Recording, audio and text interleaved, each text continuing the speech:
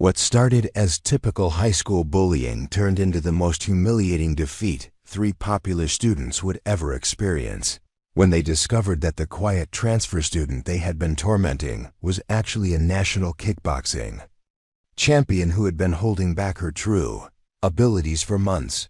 Preparing and narrating this type of story took us long efforts and hard work. So if you are enjoying the story, please consider subscribing to our channel. Riley Blackwood stepped off the yellow school bus at Riverside Preparatory Academy on a humid September morning, her combat boots making soft thuds against the pristine concrete walkway. The 17-year-old girl cut an understated figure among the designer-clad students streaming toward the imposing brick entrance. Her long auburn hair was pulled back in a simple ponytail, and she wore faded jeans with a plain black hoodie that concealed her athletic build. A weathered leather messenger bag hung across her shoulder, containing her textbooks and a carefully folded newspaper clipping she kept hidden in the inner pocket. The newspaper article, dated 3 months earlier, featured a photograph of Riley standing on a championship podium, her arms raised in victory while wearing golden gloves and a medal around her neck. The headline read, "Local Team Dominates National Kickboxing Championships. Riley Blackwood claims 3rd consecutive title."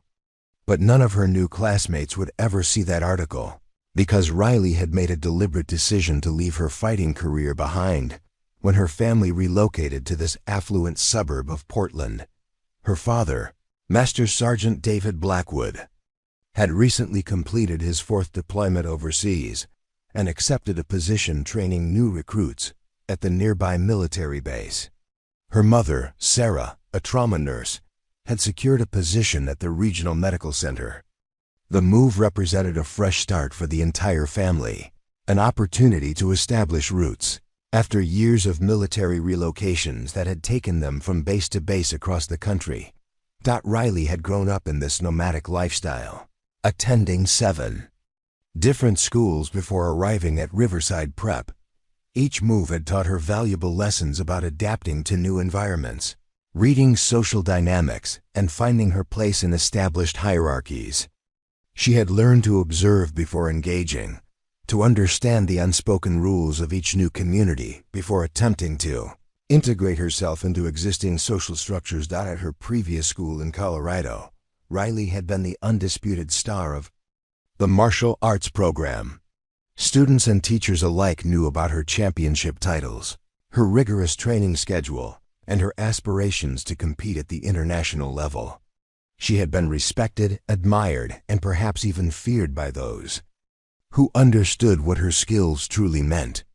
But that recognition had come with pressures and expectations that sometimes felt overwhelming for a teenager trying to balance athletic excellence with normal adolescent experiences.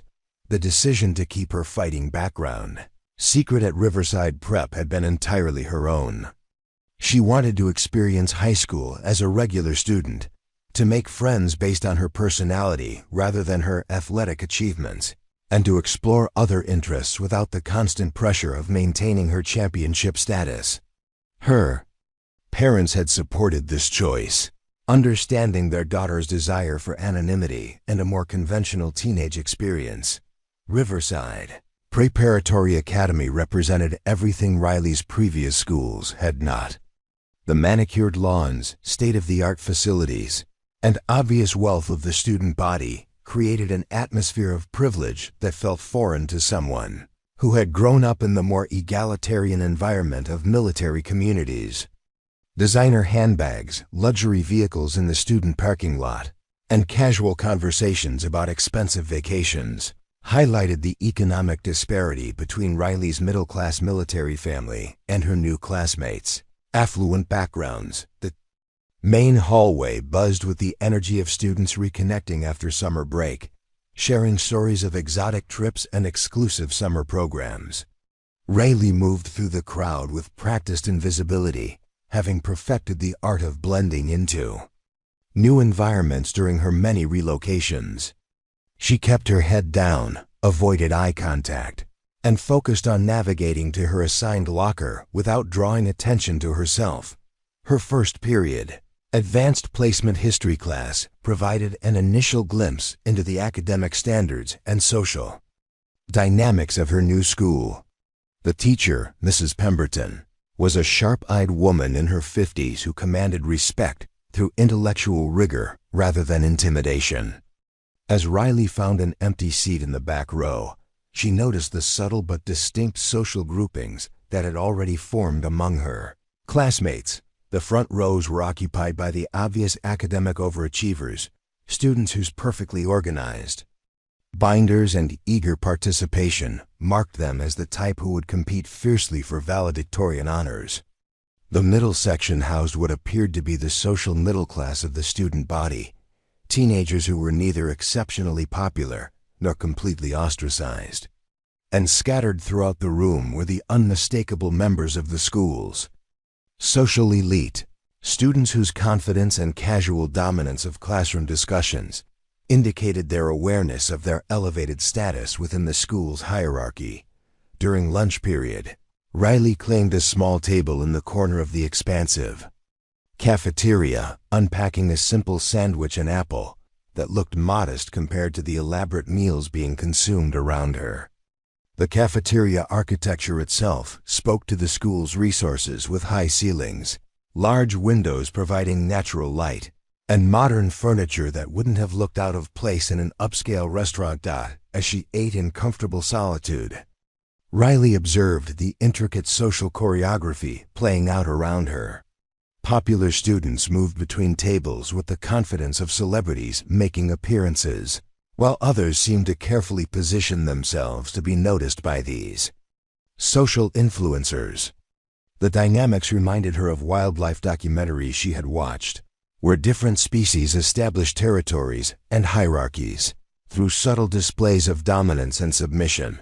3 students in particular caught her attention, not because of their popularity, but because of the way other students seemed to tense when they approached.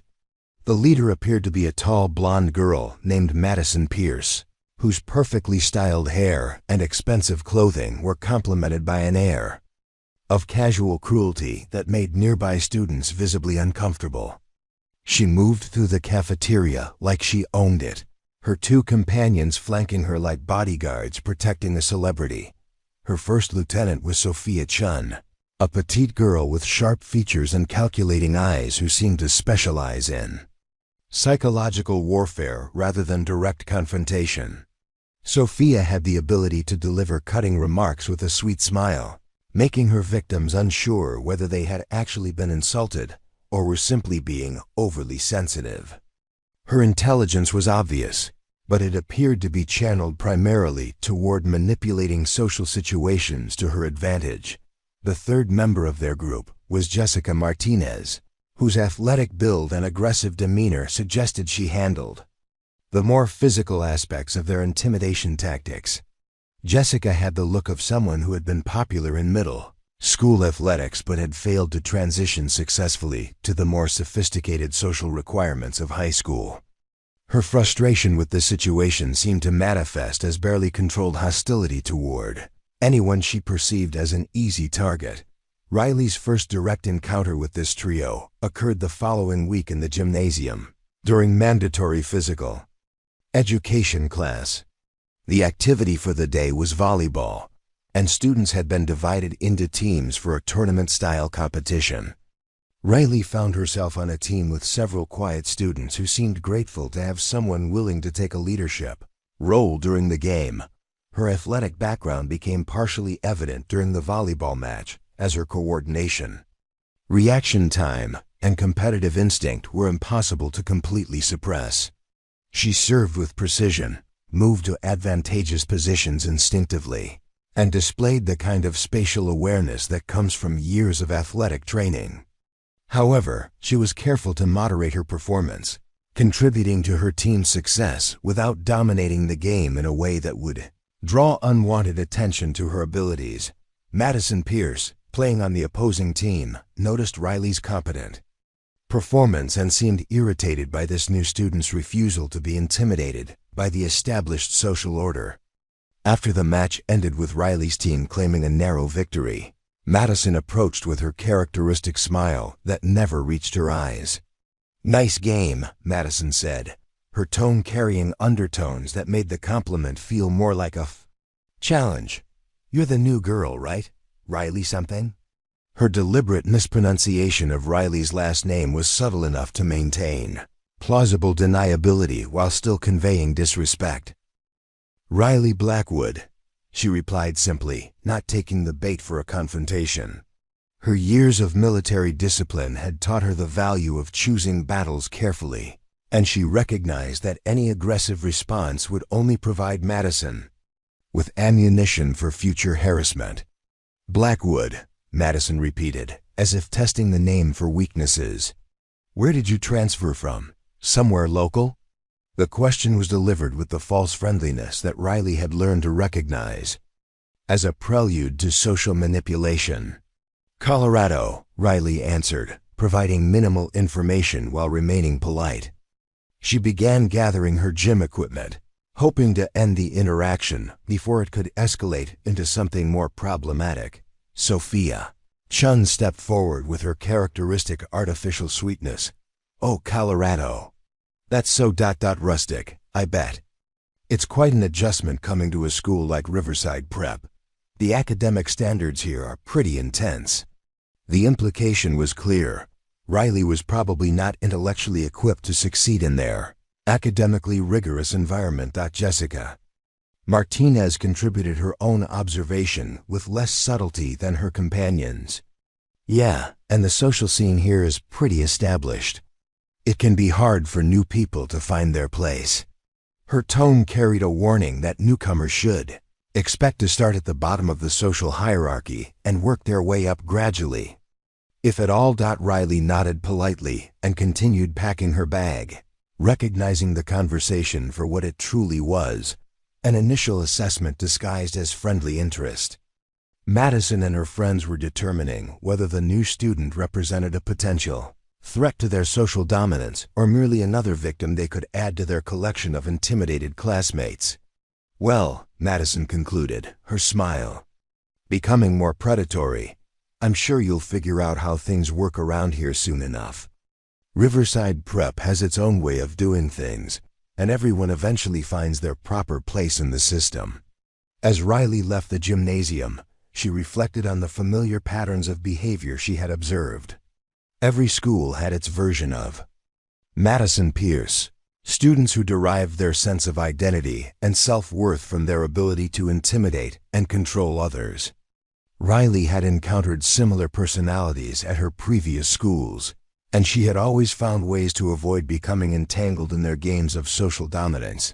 However, something about Madison and her companions felt different from the typical high school bullies Riley had encountered before.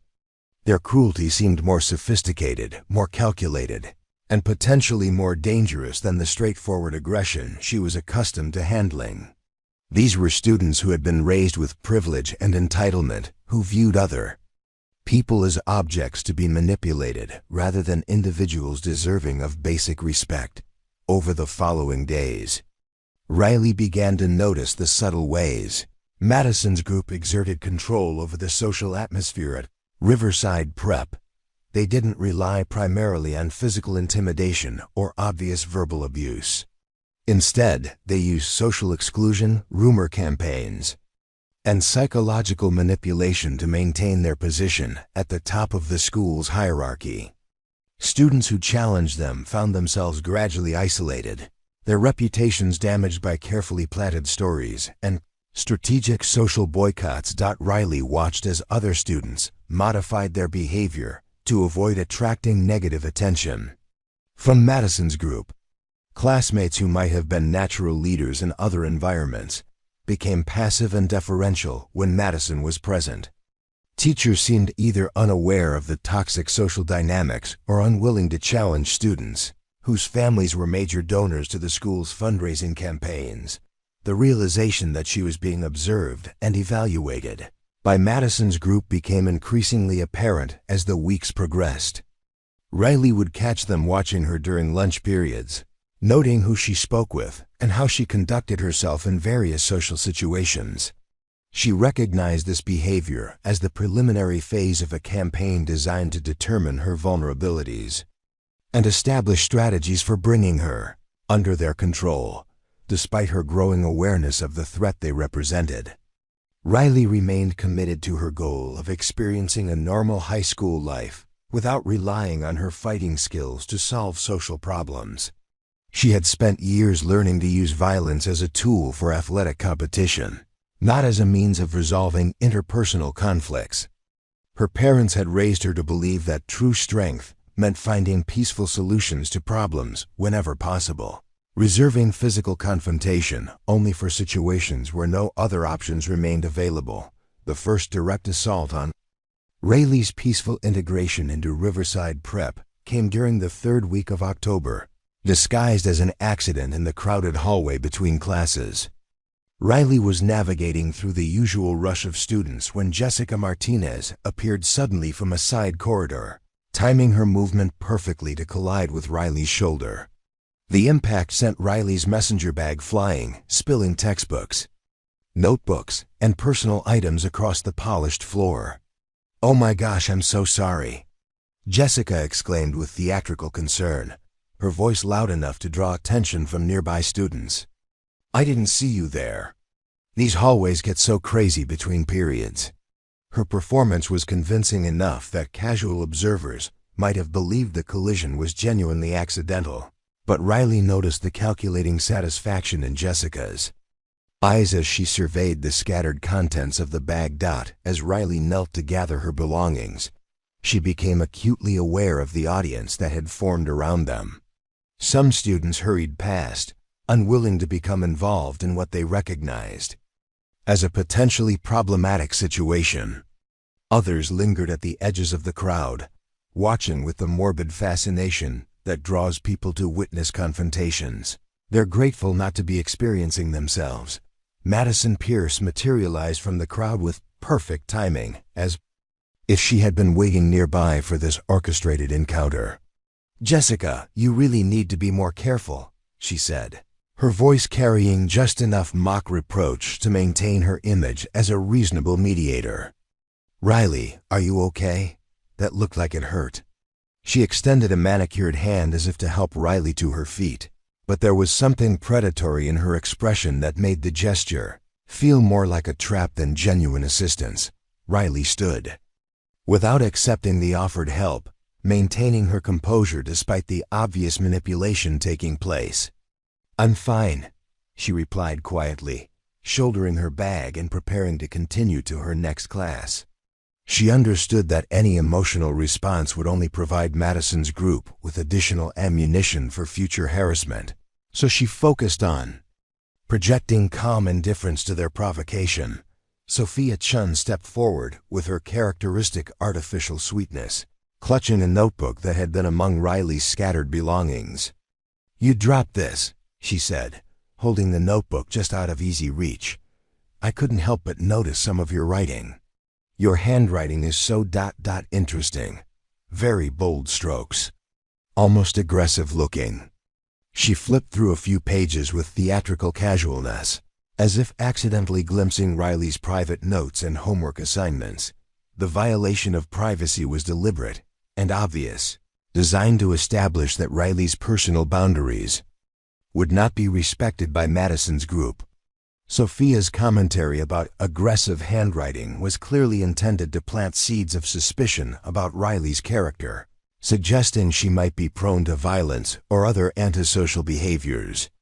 "Thank you," Riley said simply, taking the notebook without rising to the bait.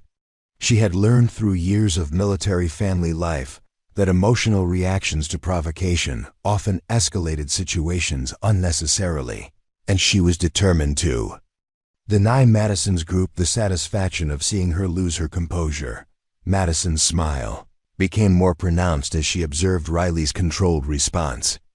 "You know, Riley, I really admire how calm you stay under pressure. That's such a useful quality to have at a school like this. There are so many unexpected challenges that new students have to navigate." Her tone made it clear that these challenges would be orchestrated by her own group rather than arising naturally from the school environment. The warning embedded in Madison's words was unmistakable. Riley should expect escalating harassment until she either submitted to their social dominance or provided them with an excuse to destroy her reputation completely. The sophisticated nature of their approach impressed Riley despite her growing anger at being targeted. These were not simple bullies relying on crude intimidation tactics. They were strategic manipulators who understood how to operate within the school's social and administrative systems. Over the following days, Madison's campaign against Riley intensified with methodical precision. Jessica began timing her movements to create accidental collisions that became increasingly forceful and difficult to dismiss as coincidental. Shoulder checks in crowded hallways escalated to deliberate trips on staircases, creating situations where Riley had to use her athletic reflexes to avoid serious injury while maintaining the appearance that nothing unusual was happening. Sophia's psychological warfare became more sophisticated and targeted. She began spreading carefully crafted rumors about Riley's family background, suggesting that her father might have been discharged from the military for disciplinary reasons and that her mother had difficulty maintaining employment due to professional incompetence. These stories were designed to be just plausible enough to plant doubts in other students' minds, while remaining vague enough that Riley couldn't effectively refute them without seeming defensive. The rumors evolved to include speculation about Riley's academic qualifications, with Sophia casually mentioning to other students that transfer students from lesser schools often struggled to meet Riverside Prep standards. She suggested that Riley's quiet demeanor in classes might indicate intellectual deficiencies rather than thoughtful consideration, undermining her credibility before she had the opportunity to demonstrate her actual academic abilities. Madison's contribution to the harassment campaign was the most insidious because it operated through exclusion and social manipulation rather than direct confrontation. She began organizing informal social gatherings that deliberately excluded Riley while making sure she was aware of the events she wasn't invited to attend. Study groups, birthday parties, and casual weekend activities became weapons in Madison's arsenal, used to reinforce Riley's outsider status and demonstrate the social consequences of failing to submit to her authority. The exclusion campaign extended to classroom dynamics, where Madison would subtly discourage other students from partnering with Riley for group projects or including her in collaborative discussions.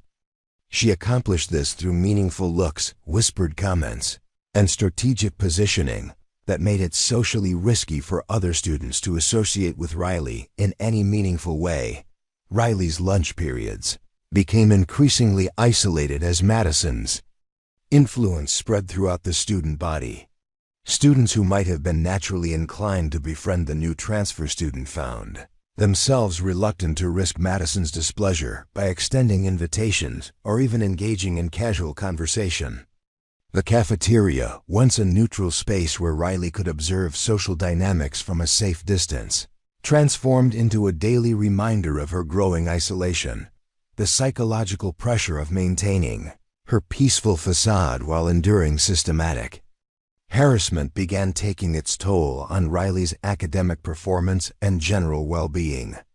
She found herself distracted during classes, replaying confrontations and anticipating future attacks instead of focusing on coursework. Her careful notes became scattered and incomplete as her attention was diverted by the constant need to monitor her surroundings for potential threats. Sleep became elusive as Riley's mind raced through possible responses to Madison's escalating campaign. Her military upbringing had taught her to analyze threats systematically and develop strategic responses. But every solution she considered seemed to involve either submission to Madison's authority or escalation to confrontation. Neither option aligned with her goal of experiencing normal teenage life without relying on her fighting skills to solve social problems. The harassment reached a new level of boldness during a particularly crowded lunch period in early November. Riley was sitting alone at her usual corner table when Madison's entire group approached with an air of casual confidence that suggested they no longer felt the need to disguise their intentions. "Riley," Madison said, settling into the chair across from her with the presumptuous familiarity of an old friend. "We've been talking, and we think it's time we had a real conversation about how things work here at Riverside Prep." Her tone was conversational, but the positioning of her companions made it clear that this was not a voluntary discussion. Jessica took the seat to Riley's left, effectively blocking one potential escape route, while Sophia positioned herself to Riley's right. The formation was subtle enough that casual observers might think it was simply a group of friends having lunch together, but Riley recognized the tactical positioning designed to make her feel trapped and vulnerable. "You see," Madison continued, "new students sometimes get confused about the social structure here. They think they can just blend in and avoid participating in the community aspects of school life, but that's not really how it works. Everyone has a role to play, and everyone needs to understand their place in the system." Sophia leaned forward with her characteristic false sympathy. "We've noticed that you seem to be struggling with social integration. That must be so difficult for someone from your background. We thought maybe we could help you understand how to fit in better." Her offer of assistance was delivered with the condescending tone typically reserved for addressing small children or individuals with cognitive impairments. Jessica's contribution was more direct and threatening. "The thing is, some people think they're too good to follow the same rules as everyone else. They think they can just ignore the social order and do whatever they want. But that kind of attitude can create real problems for everyone involved." Her message was clear. Riley's refusal to submit to their authority was being interpreted as arrogance that required correction. Riley continued eating her sandwich with deliberate calm, recognizing that any verbal response would likely be twisted to justify escalating harassment. She had learned from observing other students that engaging with Madison's group in dialogue typically resulted in being trapped in circular arguments, designed to demonstrate their intellectual superiority while highlighting their victims' supposed inadequacies. Madison's frustration with Riley's non-response became increasingly evident as she continued her monologue. "We're trying to help you here, Riley. New students who don't learn how things work tend to have a really difficult time. Their reputations get damaged, their academic performance suffers, and they end up being completely isolated from normal social activities. We'd hate to see that happen to you." The threat embedded in Madison's words was unmistakable. "Submit to our authority now, or face systematic destruction of your social standing and academic opportunities." Riley understood that she was being offered a devil's bargain disguised as friendly advice. Accepting their help would mean acknowledging their right to control her behavior and social interactions, effectively becoming their puppet for the remainder of her time at Riverside Prep. "I appreciate the concern," Riley finally replied, her voice steady and neutral, "but I'm managing just fine on my own." She gathered her lunch materials and stood to leave, recognizing that continued engagement would only provide Madison's group with additional opportunities to escalate the confrontation. Madison's mask of friendly concern slipped slightly as she realized Riley was not going to be easily intimidated into submission. "That's unfortunate," she said, her tone becoming noticeably cooler. "Because managing on your own can be really challenging when you don't have the right kind of support system. Things can get complicated for students who try to go it alone." As Riley walked away from the table, she heard Sophia's voice carrying just loudly enough to ensure she would overhear the comment. "Some people have to learn things the hard way. It's really sad when they bring all that unnecessary difficulty on themselves." The statement was clearly intended for Riley's benefit, a final warning about the consequences of refusing to acknowledge Madison's social authority. The encounter marked a significant escalation in Madison's campaign against Riley, moving from indirect harassment to direct confrontation and explicit threats. Riley understood that her refusal to submit had likely triggered the planning phase for more aggressive tactics designed to force her compliance or drive her out of the school entirely. That evening, Riley found herself staring at the hidden newspaper clipping in her messenger bag, the photograph of her championship victory serving as a stark reminder of capabilities she had chosen to keep secret. The article represented a version of herself that could have ended Madison's harassment campaign in a single dramatic confrontation, but accessing that power would mean abandoning her commitment to experiencing normal teenage life and potentially creating new problems that extended far beyond the current social conflict. The escalation began subtly on a gray Monday morning in late November when Riley discovered that her locker had been vandalized overnight. Someone had used a permanent marker to scrawl "Military Brat" across the metal surface in crude block letters, accompanied by a poorly drawn caricature of a soldier with an exaggerated frown. The vandalism was positioned at eye level, ensuring maximum visibility to anyone passing through the busy corridor between classes. Riley stood motionless for several seconds, processing the violation while students streamed past behind her. Some glanced at the graffiti with obvious curiosity, while others quickly averted their eyes and hurried away, unwilling to be associated with what was clearly a targeted attack. The custodial staff would eventually clean the locker, but the message had already been delivered to the entire student body. Riley Blackwood was fair game for harassment, and no one in authority was protecting her. The attack on her locker represented a significant escalation because it moved beyond verbal harassment and social exclusion into deliberate destruction of school property for the purpose of humiliating a specific student.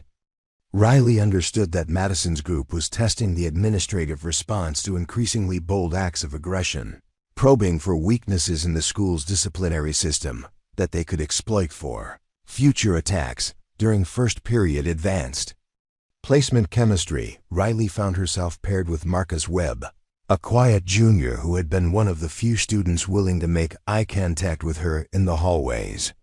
Marcus was clearly intelligent, but socially awkward, the type of student who excelled academically while struggling to navigate the complex social hierarchies that dominated teenage life at affluent schools like Riverside Prep. "I saw what happened to your locker," Marcus whispered while they prepared their laboratory equipment. "That's really messed up. Have you reported it to the administration?" His concern seemed genuine, but there was also an undertone of fear in his voice that suggested he understood the potential consequences of being seen as Riley's ally. Riley shook her head while measuring chemical solutions with practiced precision. "It's just words," she replied quietly. "Not worth making a big deal about." Her dismissive response was partly genuine and partly strategic. She recognized that involving school administrators might provide Madison's group with opportunities to manipulate the situation to their advantage, potentially painting Riley as a troublemaker who couldn't handle normal social challenges. Marcus looked skeptical about her casual attitude toward the vandalism. "Madison Pierce and her friends have been targeting you since you got here," he observed with the careful tone of someone sharing dangerous information. "They did the same thing to Sarah Mitchell last year, and she ended up transferring to a different school. They're not going to stop until they get what they want." The information about Sarah Mitchell was new to Riley, and she found herself curious about the details of this previous campaign. "What happened to Sarah?" she asked while recording their experimental observations in her laboratory notebook. Marcus glanced around nervously before responding, ensuring that no one was close enough to overhear their conversation. Sarah was a sophomore transfer student from a public school. Really smart, but she didn't understand how things worked here. Madison's group started with the usual stuff: rumors, social exclusion, making her feel unwelcome. But Sarah fought back instead of just taking it. He paused to adjust the Bunsen burner flame before continuing his account. Sarah tried to organize other students who had been bullied by Madison's group. She started a petition about harassment policies and tried to get parents involved. Madison's response was to destroy Sarah's reputation completely. They planted stolen items in her locker, spread rumors about drug use, and convinced half the student body that Sarah was mentally unstable. Riley absorbed this information while completing their chemistry experiment, understanding that Marcus was providing her with a case study in the consequences of challenging Madison's authority through conventional means. "What happened in the end?" she asked, though she suspected she already knew the answer. "Sarah's parents pulled her out of school in February," Marcus replied with obvious sadness. The harassment had gotten so bad that she was having panic attacks and couldn't concentrate on her schoolwork. Madison made sure everyone knew it was a victory for her group. She basically announced that anyone who challenged their authority would face the same consequences. The conversation with Marcus provided Riley with valuable intelligence about Madison's methods and the school's apparent inability or unwillingness to protect targeted students. Sarah Mitchell's experience demonstrated that conventional resistance tactics, appeals to authority, organizing opposition, involving parents were ineffective against sophisticated social manipulators who understood how to work within the system while avoiding official consequences.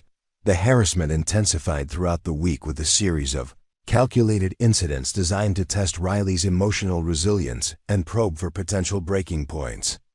During Wednesday's physical education class, Riley discovered that someone had filled her gym shoes with a sticky substance that required 20 minutes of scrubbing to remove. The sabotage forced her to participate in volleyball wearing her regular sneakers, creating an obvious visual reminder of her victimization that was visible to the entire class. Thursday brought a new form of psychological warfare when Riley found that her assigned parking space in the student lot had been blocked by orange traffic cones and yellow caution tape, as if it were a crime scene or construction zone. The display was elaborate enough to suggest significant planning and coordination, but subtle enough that school administrators might dismiss it as a harmless prank rather than targeted harassment. The cone incident forced Riley to park in a remote section of the lot normally reserved for visitors, adding an extra 10 minutes to her walk between classes and ensuring that she arrived at first period slightly late and obviously flustered.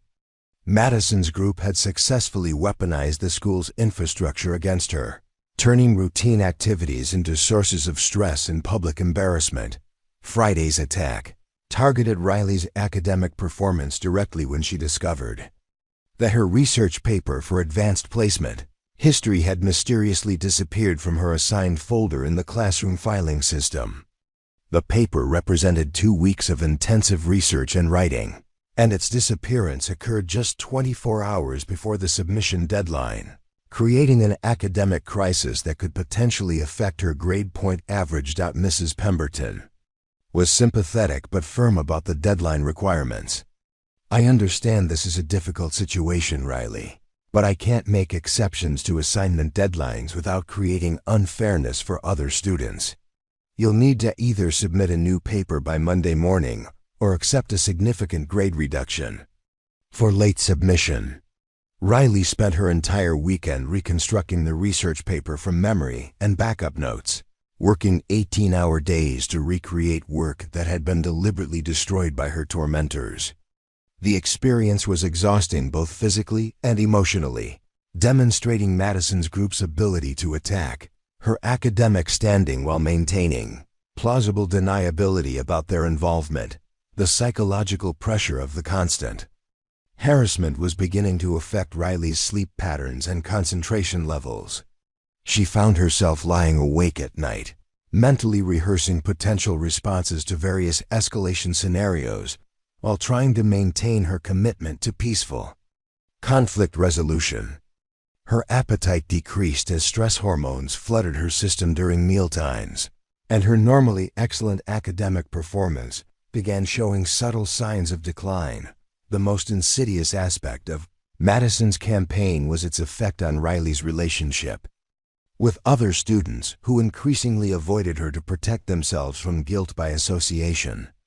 Students who might have naturally become her friends found themselves reluctant to risk Madison's displeasure by extending invitations or even engaging in casual conversation. The isolation was becoming complete, transforming Riverside Prep into a hostile environment where Riley felt constantly monitored and perpetually under threat. On the Monday following her weekend of academic reconstruction, Riley encountered her first direct physical escalation when Jessica Martinez accidentally spilled an entire cup of hot coffee across Riley's white sweater during the lunch period. The liquid was hot enough to cause immediate discomfort without creating actual burns, and the staining was extensive enough to require Riley to spend the remainder of the school day wearing obvious evidence of the attack. "Oh my God, I'm so clumsy," Jessica exclaimed with theatrical dismay, her performance drawing the attention of nearby students and faculty members. "I'm so sorry, Riley. Let me help you clean that up." She began dabbing at the stained sweater with paper napkins, creating additional spreading of the coffee stain while maintaining her facade of helpful concern. The incident occurred in full view of 3 teachers who were monitoring the lunch period, but Jessica's performance was convincing enough that they interpreted the event as a genuine accident rather than deliberate harassment. Riley found herself in the position of having to graciously accept Jessica's apologies while knowing that the entire encounter had been carefully planned and executed. Madison appeared moments later with perfect timing, carrying a spare sweater that happened to be exactly Riley's size. "Here," she said, offering the garment with apparent generosity. "You can borrow this for the rest of the day. We can't have you walking around looking like you've been in some kind of accident." The offer was clearly designed to create a debt of gratitude while demonstrating Madison's power to provide solutions to problems her own group had created. Riley accepted the sweater without comment, understanding that refusal would only provide Madison with additional ammunition for claiming that she was ungrateful and antisocial. The borrowed garment was expensive and fashionable, creating an uncomfortable irony where Riley was forced to wear her tormentor's clothing as protection against the consequences of her tormentor's attacks. The coffee incident marked a turning point in the harassment campaign because it involved direct physical contact and potential injury, crossing a line from psychological manipulation into assault. Riley understood that Madison's group was testing her tolerance for physical aggression while maintaining enough plausible deniability to avoid administrative consequences. During her drive home that afternoon, Riley found herself seriously considering abandoning her commitment to peaceful conflict resolution. Her martial arts training had provided her with extensive knowledge of pressure points, joint manipulation, and striking techniques that could end Madison's harassment campaign in a matter of seconds.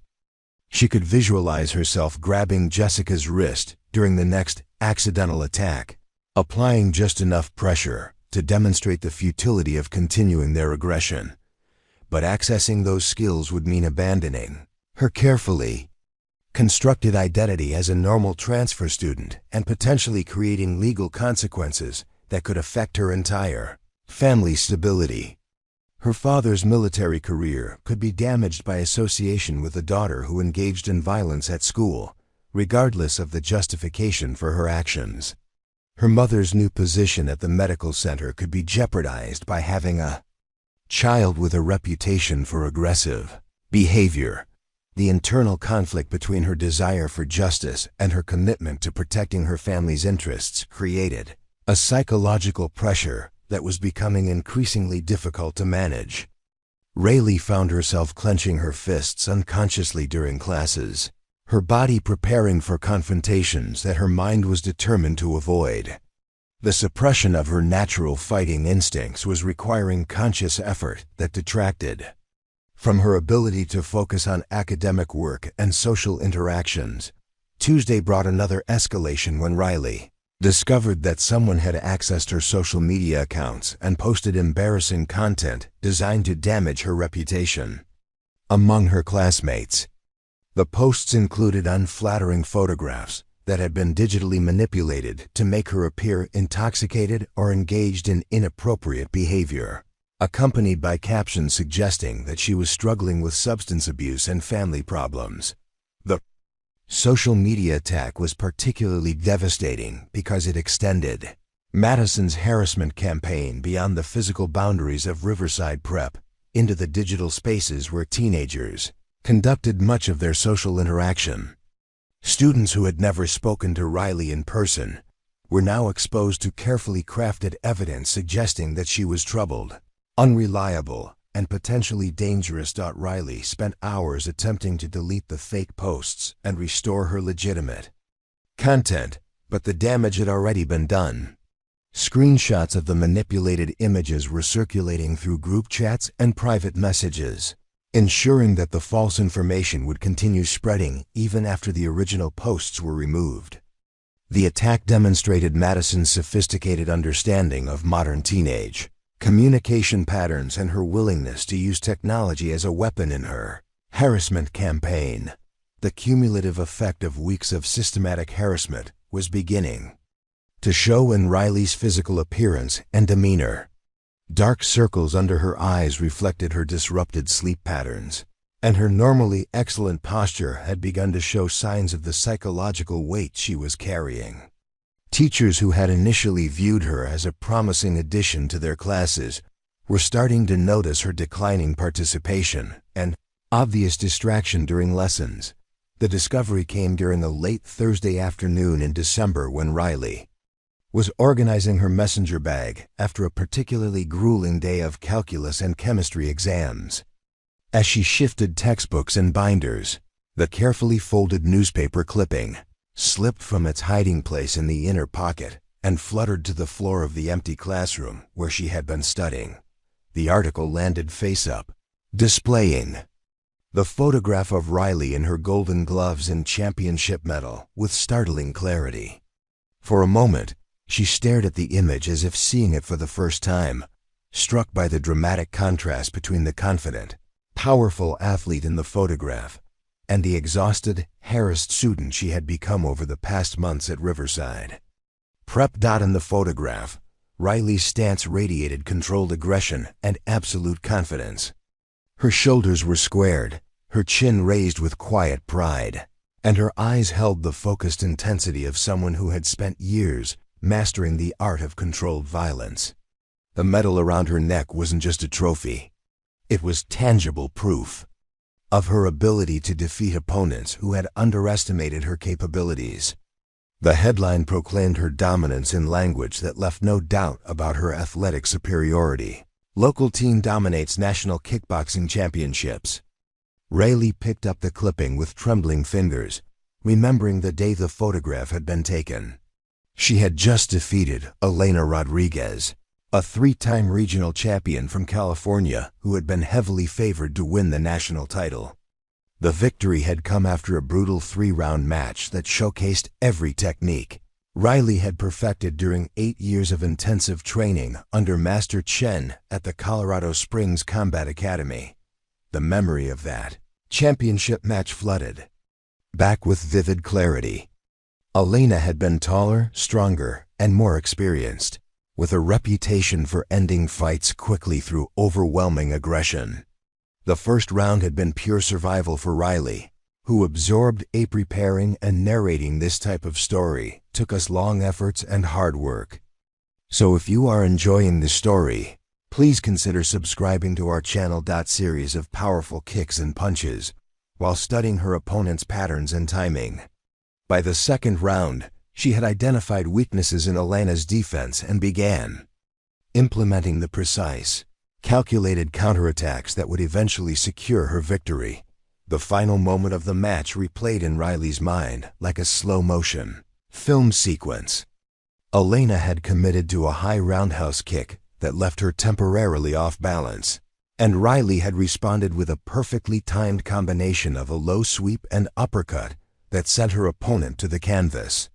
The referee's count seemed to last forever, but Elena had been unable to recover before the 10-count expired, leaving Riley as the undisputed champion in her weight division. Master Chen's voice echoed in her memory as she held the newspaper clipping. True martial arts mastery. isn't about winning fights, Riley. It's about having the power to win and choosing when to use it.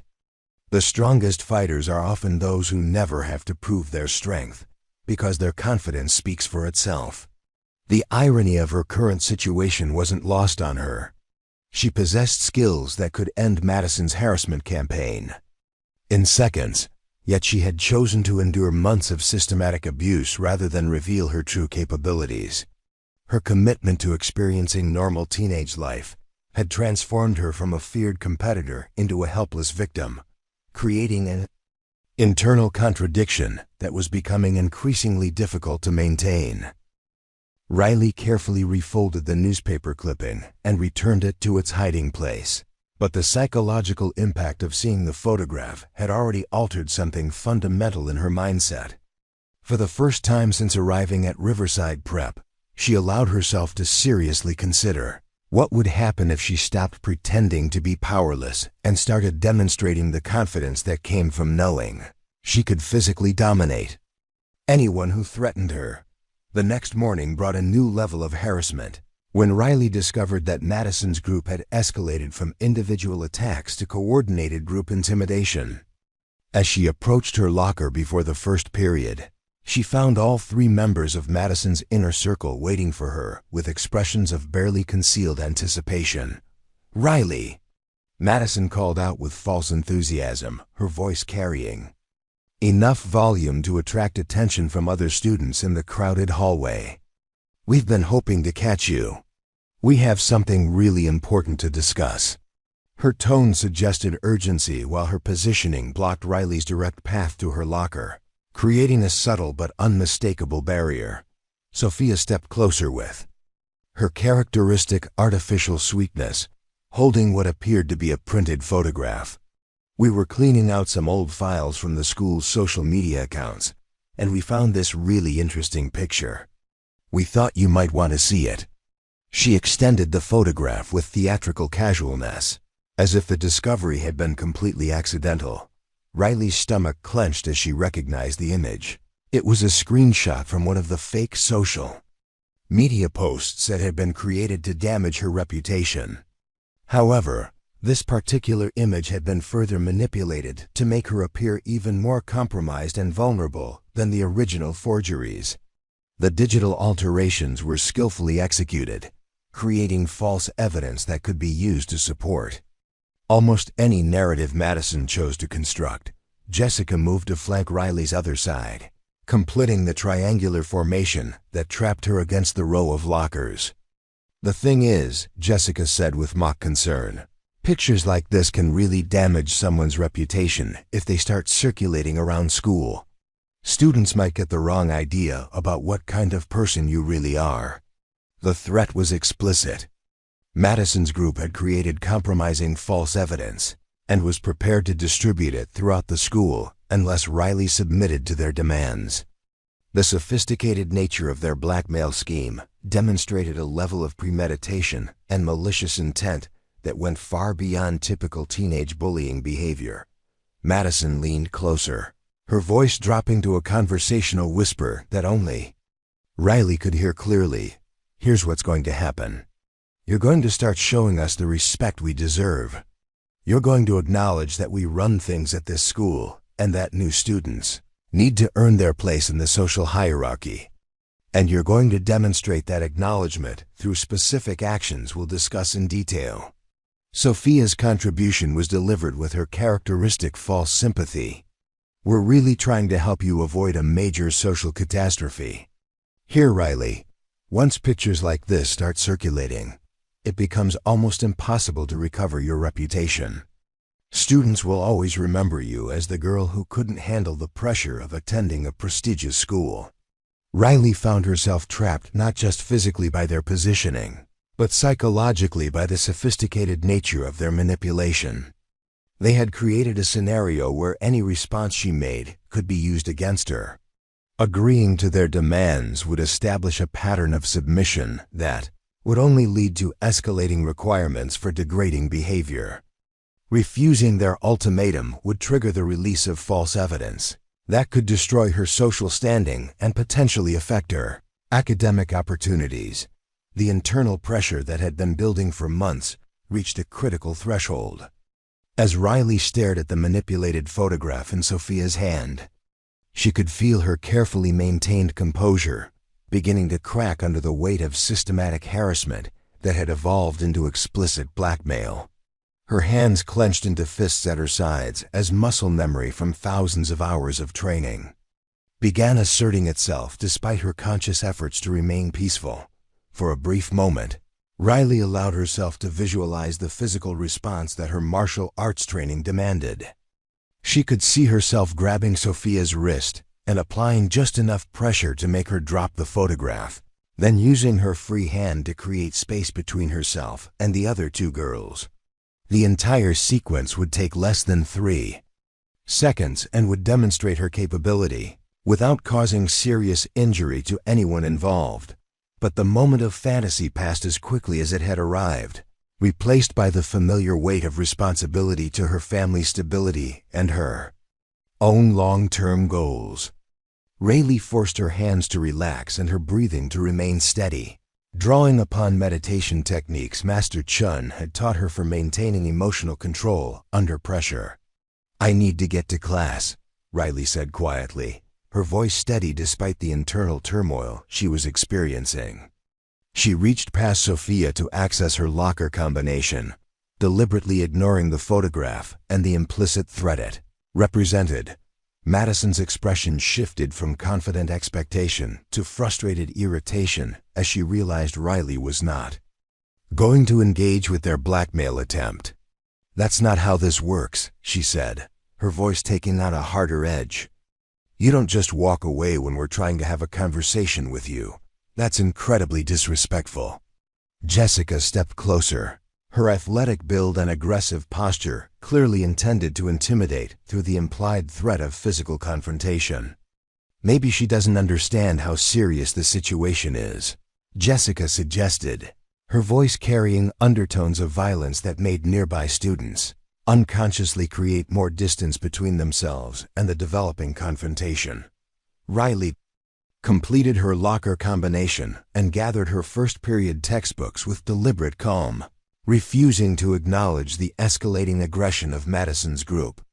Her years of competitive fighting had taught her to recognize the difference between genuine threats and theatrical intimidation, and she understood that responding to Jessica's posturing would only provide them with the dramatic confrontation they were seeking. Sophia made one final attempt to provoke a reaction by waving the manipulated photograph directly in front of Riley's face. "Look at this picture, Riley. Really look at it. This is what everyone at school is going to see unless you start cooperating with us. Is your pride really worth destroying your entire reputation?" The psychological manipulation was expertly executed, designed to create maximum emotional pressure while maintaining plausible deniability about their intentions. Any casual observer might interpret their behavior as friends, having a disagreement rather than organized harassment with explicit threats. The sophistication of their approach reflected months of experience in targeting vulnerable students while avoiding administrative consequences. Riley closed her locker and shouldered her bag, preparing to walk away from the confrontation despite the clear message that doing so would trigger the release of their false evidence. As she turned to leave, she caught sight of Marcus Webb watching from across the hallway with obvious concern and something that might have been admiration for her refusal to be intimidated. "This isn't over," Madison called after her, abandoning any pretense of friendly conversation. "You can't ignore us forever. Riley, everyone eventually learns that there are consequences for disrespecting the natural order at the school." As Riley walked toward her first period classroom, she could feel the weight of curious stares from students who had witnessed the confrontation. Some looked sympathetic, understanding that they had observed a targeted harassment campaign in action. Others appeared relieved that they were not the focus of Madison's attention, grateful to remain invisible within the school's social hierarchy. The realization that Madison's group was prepared to use fabricated evidence and explicit blackmail tactics marked a fundamental shift in the nature of their conflict. This was no longer a matter of social exclusion or psychological pressure. It had evolved into a criminal conspiracy designed to destroy her reputation and force her submission through threats and coercion. During her lunch period, Riley sat alone at her usual corner table and carefully considered her options with the methodical analysis her military upbringing had taught her to apply to strategic problems. She could continue enduring the harassment while hoping that Madison's group would eventually lose interest, but their escalating tactics suggested they viewed her resistance as a challenge that required increasingly aggressive responses. She could involve school administrators or her parents, but Sarah Mitchell's experience demonstrated the likely ineffectiveness of conventional appeals to authority. Madison's group had clearly developed sophisticated methods for avoiding official consequences while maintaining their harassment campaigns against targeted students. The third option, which she had been avoiding for months, involved abandoning her commitment to peaceful conflict resolution and demonstrating the physical capabilities that her martial arts training had provided. This approach would almost certainly end Madison's harassment campaign, but it would also destroy her carefully constructed identity as a normal transfer student and potentially create legal and social consequences that extended far beyond the current conflict. Riley pulled out the newspaper clipping and studied the photograph of her championship victory, searching for guidance in the confident expression of her former self. The athlete in the image had never doubted her ability to overcome challenges through the strategic application of trained skills and unwavering determination. That version of Riley had understood that sometimes peaceful solutions were not available, and that protecting oneself required the willingness to use whatever tools were necessary to ensure survival and victory. As she prepared to return the clipping to its hiding place, Riley noticed something she had missed during previous examinations of the article. In the background of the championship photograph, barely visible behind the victory podium, was a banner displaying Master Chen's fundamental teaching principle: the warrior who never fights is the strongest of all, but the warrior who refuses to fight when necessary is the weakest.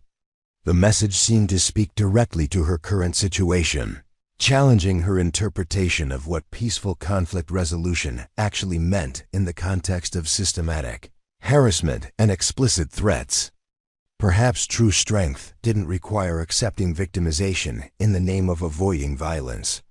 Perhaps it required having the wisdom to recognize when defensive action became necessary for self-preservation and the protection of one's fundamental dignity. The breaking point arrived on a frigid December afternoon when the school building felt more like a tomb than an educational institution.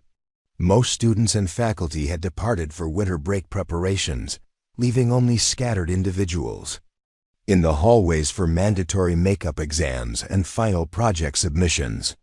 Riley had remained after hours to complete her advanced placement physics laboratory report in the well-equipped science wing, taking advantage of the specialized equipment that wasn't available for home use.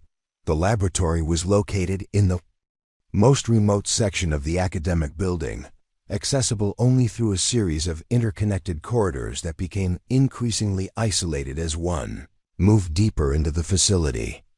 Riley had chosen this location deliberately, seeking the absolute quiet necessary for precise measurements and detailed calculations that her experiment required.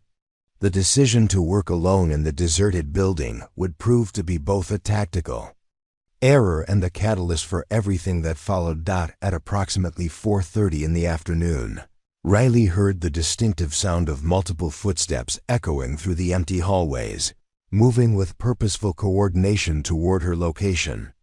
The acoustics of the building amplified every sound, making it impossible to mistake the deliberate nature of the approaching group. She recognized the voices before she could see their owners. Madison Pierce, Jessica Martinez, and Sophia Chen were conducting a systematic search of the building, checking each room until they located their target. "Found her," Jessica's voice carried clearly through the corridor as she spotted Riley through the laboratory's glass door. The satisfaction in her tone suggested that this encounter had been planned rather than accidental, a coordinated effort to isolate Riley in a location where no witnesses or authority figures would be present to observe what was about to unfold. Madison entered the laboratory first, her usual confident demeanor amplified by the privacy their location provided. Behind her, Jessica and Sophia took positions near the door, effectively blocking Riley's primary escape route while maintaining the appearance of casual conversation. The triangular formation they assumed was practiced and efficient, suggesting they had used similar tactics during previous confrontations with other students. "Riley," Madison began, her voice carrying a false warmth that poorly concealed her underlying hostility. "We've been looking everywhere for you. We really need to finish the conversation we started this morning. You left so abruptly that we didn't get a chance to properly explain the situation you're in." Sophia stepped forward with her characteristic artificial sweetness, producing a manila envelope from her designer handbag. "We brought some additional materials that we thought you should see before making any decisions about how you want to handle this delicate situation." Her tone suggested that the envelope contained evidence or documents that would significantly impact Riley's position in their ongoing conflict. Riley continued calibrating her laboratory equipment with forced concentration, recognizing that engaging with their verbal provocations would only provide them with the dramatic confrontation they were seeking. Her hands remained steady despite the adrenaline beginning to flood her system, a physiological response her body had learned to manage through years of competitive fighting where emotional control often determined victory or defeat. Jessica's patience with Riley's non-response was clearly limited. "Hey," she snapped, moving closer to Riley's workstation. "Madison is trying to talk to you. The least you could do is show some basic respect and acknowledge when someone is speaking to you." Her aggressive tone marked a significant departure from the subtle manipulation tactics the group typically employed in public settings. The envelope Sophia was holding contained what appeared to be additional manipulated photographs, but these images had been altered with far greater sophistication than the crude forgeries they had shown her earlier. The digital manipulations were nearly undetectable, creating false evidence that could potentially destroy not only Riley's reputation but also her family's standing in the community and her father's military career. Madison's expression became more predatory as she observed Riley's continued refusal to engage with their intimidation tactics. "You know, Riley, your attitude problem is really starting to affect other students. People are beginning to ask questions about why you think you're too good to participate in normal social interactions. Some students are starting to feel personally insulted by your antisocial behavior." The psychological manipulation was expertly crafted, designed to make Riley feel responsible for the social tension that Madison's own harassment campaign had created. By framing her defensive withdrawal as antisocial behavior that hurt other students, Madison was attempting to guilt Riley into submission while portraying herself as a concerned advocate for the broader student community. Sophia opened the envelope and began displaying the manipulated photographs one by one, arranging them on the laboratory bench where Riley couldn't avoid seeing them.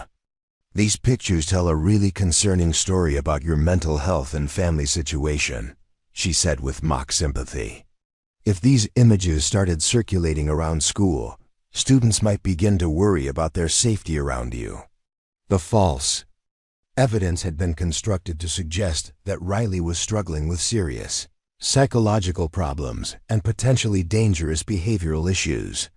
The sophisticated nature of the forgeries demonstrated significant time investment and technical skill, indicating that Madison's group had been planning this confrontation for weeks, while systematically creating the materials necessary to destroy Riley's reputation completely. Jessica moved even closer, her athletic build and aggressive posture clearly intended to create physical intimidation. "Maybe the problem is that you don't understand how serious this situation has become," she suggested, her voice dropping to a menacing whisper. Maybe you need a more direct demonstration of the consequences of continuing to disrespect people who are trying to help you. Riley felt the familiar surge of adrenaline that accompanied genuine physical threats, her body automatically preparing for the kind of confrontation she had spent years training to handle. Her breathing remained controlled, but her muscles tensed as combat instincts began overriding her conscious commitment to peaceful conflict resolution.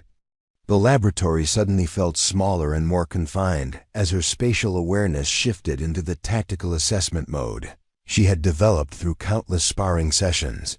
Madison apparently interpreted Riley's continued silence as fear rather than the carefully controlled preparation for violence that it actually represented. "Here's what's going to happen," she announced with the confident authority of someone accustomed to having her demands met without resistance. "You're going to get down on your knees and apologize for being disrespectful to us.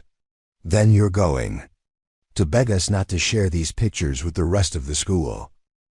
The demand for physical submission represented a fundamental escalation that crossed every boundary Riley had established for acceptable behavior from her tormentors. The requirement that she kneel and beg was designed not just to humiliate her, but to establish a precedent for future degradation that would continue escalating until she had been completely broken psychologically. Sophia added her own contribution to the ultimatum with characteristic false concern. "We're really trying to give you an opportunity to resolve this situation quietly, Riley. But if you continue to be stubborn and prideful, we'll have no choice but to let the entire school see what kind of person you really are."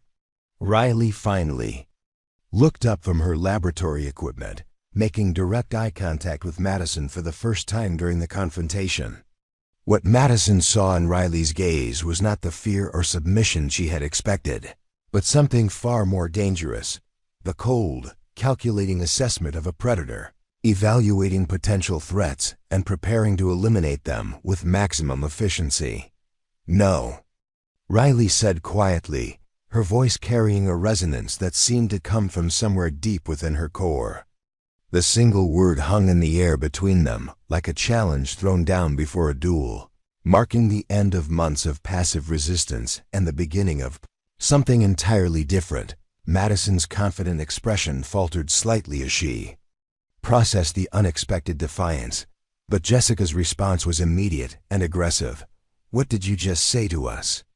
she demanded, stepping forward until she was within arm's reach of Riley's position at the laboratory bench. The proximity was a tactical error that demonstrated Jessica's complete lack of understanding about who she was threatening. Riley's years of competitive fighting had taught her to recognize the precise moment when verbal intimidation would escalate to physical violence, and Jessica's aggressive positioning indicated that the transition was imminent. Sophia attempted to regain control of the situation through her characteristic psychological manipulation. "Riley, you're obviously not thinking clearly right now. Maybe you don't understand the serious consequences of the choice you're making. These pictures will destroy everything you've worked for academically and socially." But Riley was no longer listening to their threats or ultimatums. Her attention had shifted to tactical assessment mode, automatically cataloging the positioning, body language, and potential weapons available to each of her opponents. Jessica was the most immediate physical threat due to her proximity and obvious aggression. Madison represented the strategic leadership that coordinated their attacks.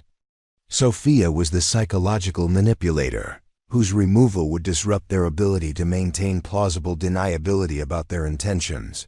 Jessica made the critical mistake of reaching out to grab Riley's shoulder, apparently intending to physically force her into the submissive position Madison had demanded.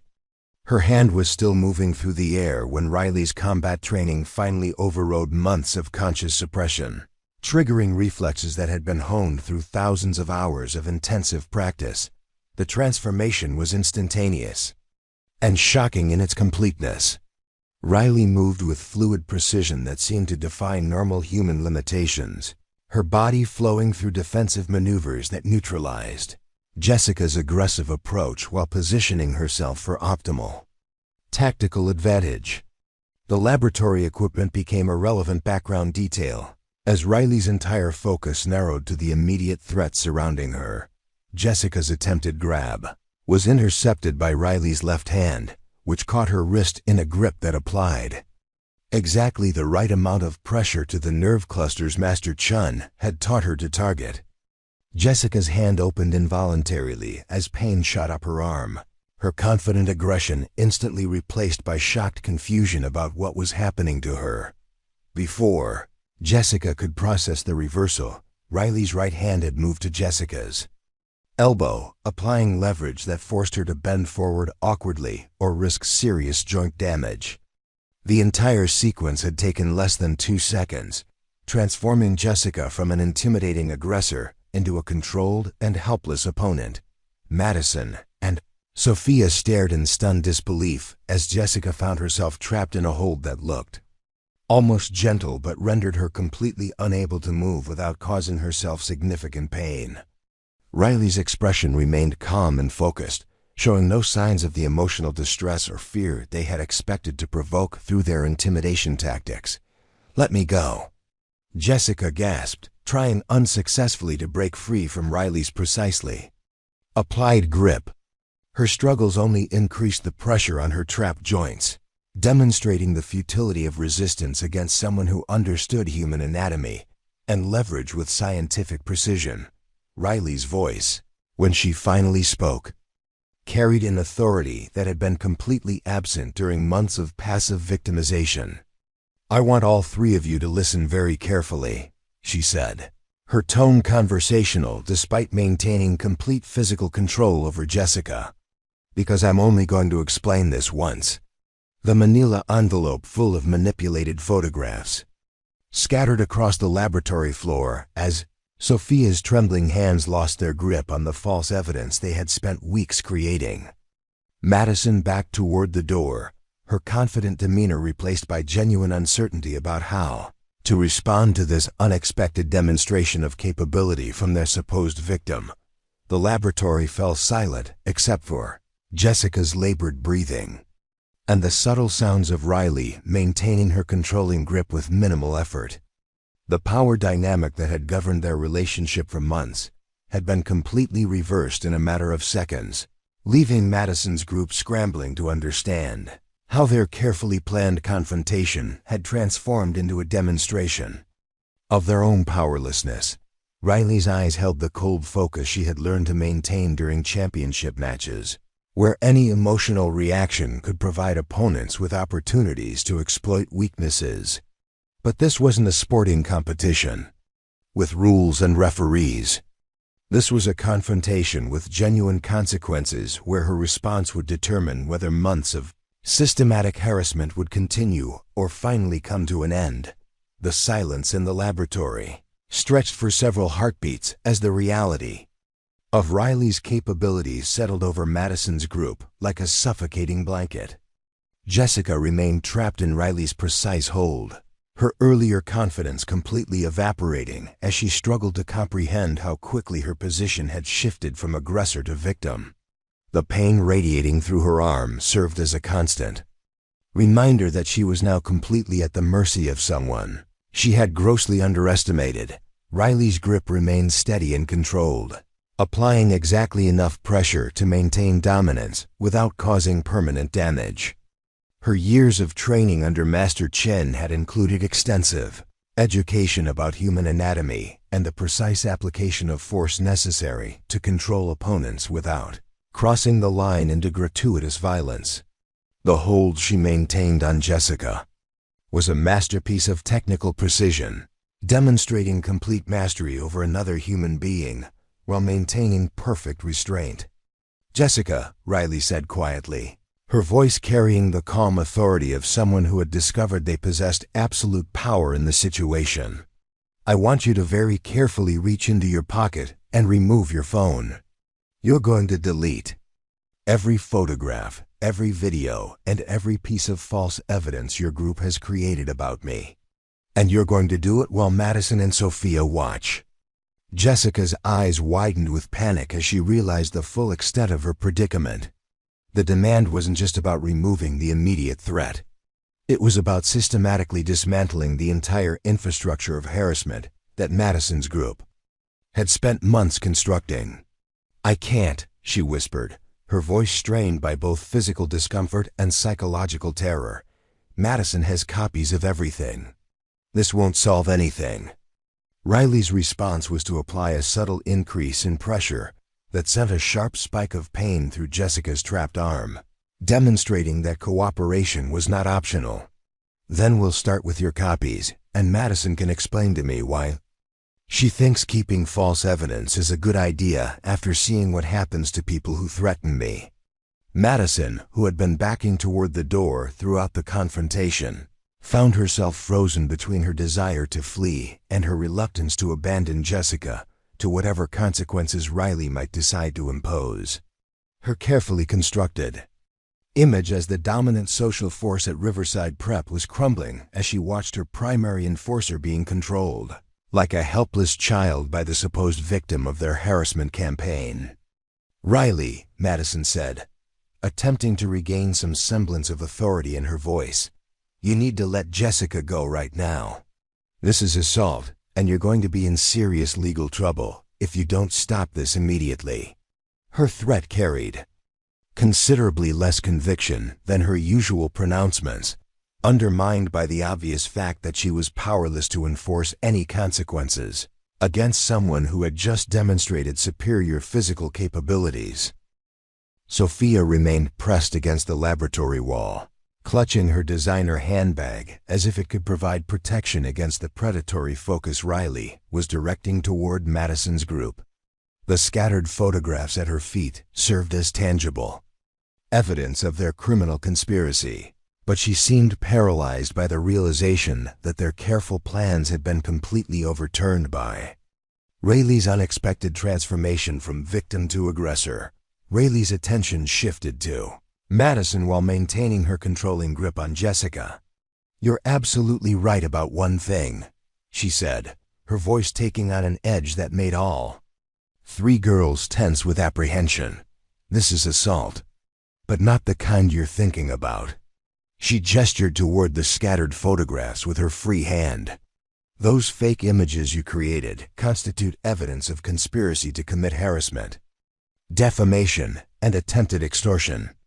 The real question is whether you want to resolve this privately or involve law enforcement." The reversal was complete and devastating. Madison's group had entered the laboratory confident in their ability to force Riley's submission through blackmail and intimidation, but they now found themselves facing someone who understood both their illegal tactics and the precise application of physical force necessary to ensure their cooperation. Riley had transformed from a passive victim into an active threat that they were completely unprepared to handle. Jessica's phone clattered to the floor as her trembling fingers proved unable to maintain their grip on the device. Riley observed the dropped phone with clinical detachment before applying a subtle adjustment to her hold that caused Jessica to gasp in pain. "Pick it up," Riley instructed with the same calm authority she had used throughout the confrontation. "We're going to resolve this systematically, starting with the deletion of every piece of false evidence you've created." The psychological impact of Riley's demonstration was perhaps even more significant than the physical control she was exerting over Jessica. Madison and Sophia were witnessing the complete helplessness of their strongest member, forced to confront the reality that all three of them were equally vulnerable to someone who possessed Riley's combination of technical skill and emotional restraint. Madison made a desperate attempt to regain control of the situation by appealing to Riley's previous commitment to peaceful conflict resolution. "This isn't like you, Riley. You've been the victim here, not the aggressor. Don't let us turn you into something you're not. You're better than this kind of violence."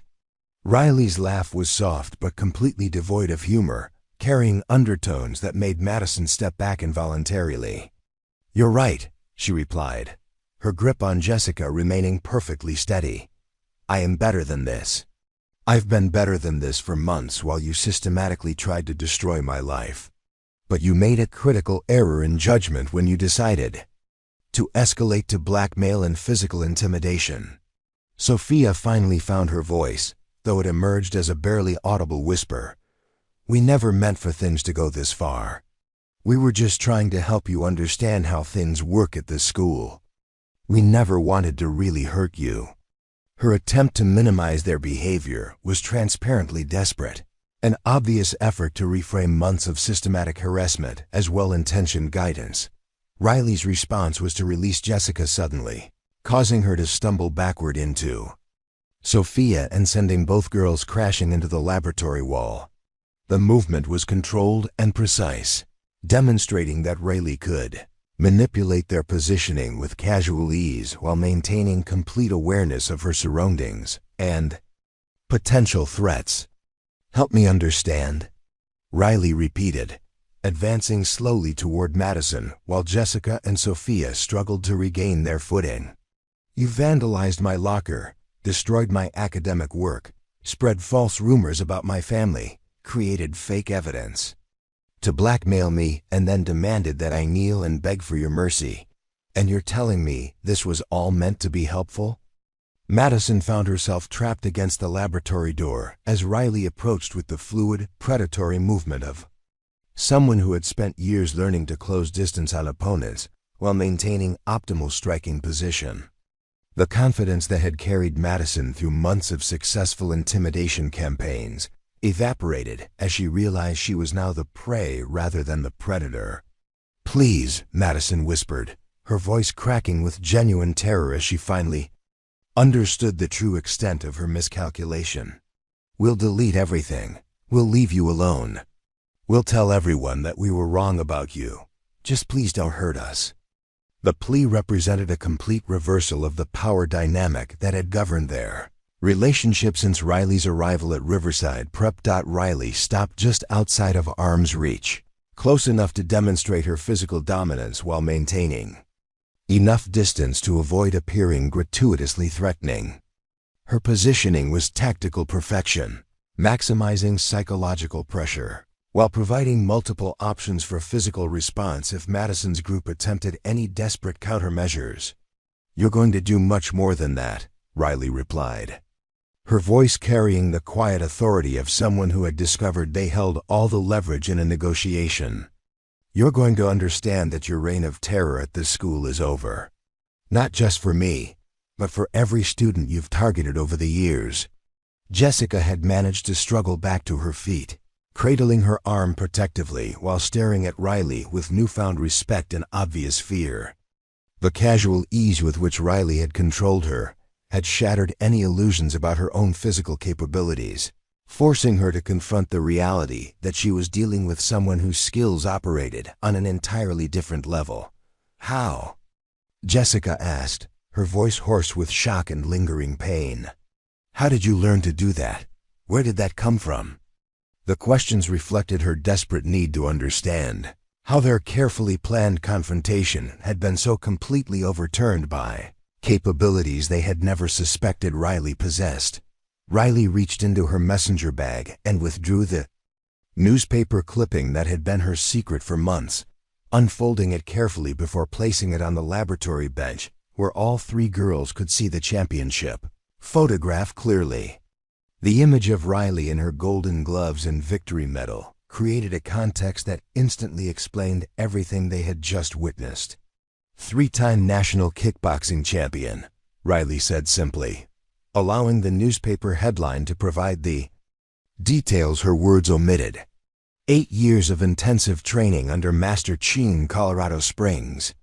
57 competitive victories, 3 defeats, and more technical knowledge about human anatomy and leverage than most medical students possess. The revelation hit Madison's group like a physical blow, recontextualizing months of harassment. Attempts against someone who could have ended their campaign at a moment through the simple expedient of demonstrating her true capabilities. They had been tormenting a predator while believing she was prey, creating a situation where their own destruction had been inevitable from the moment they chose to escalate beyond Verbal intimidation. Sophia stared at the newspaper photograph with obvious fascination and growing horror. "You could have stopped us any time," she breathed. The implications of Riley's restraint slowly penetrating her understanding. "All those months of harassment, all the times we cornered you and threatened you, you could have ended it whenever you wanted." Riley nodded slowly, her expression serious as she considered the psychological impact her revelation was having on her former tormentors. "I chose not to use violence because I wanted to experience normal teenage life without relying on my fighting skills to solve social problems.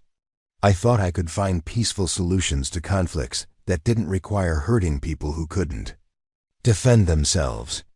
Madison's face had gone completely pale as the full magnitude of her group's miscalculation became clear. "Then why now?" she asked, her voice barely audible. "Why reveal this now when you could have stopped us months ago?" The question reflected her desperate need to understand what had changed to trigger Riley's transformation from passive victim to active threat.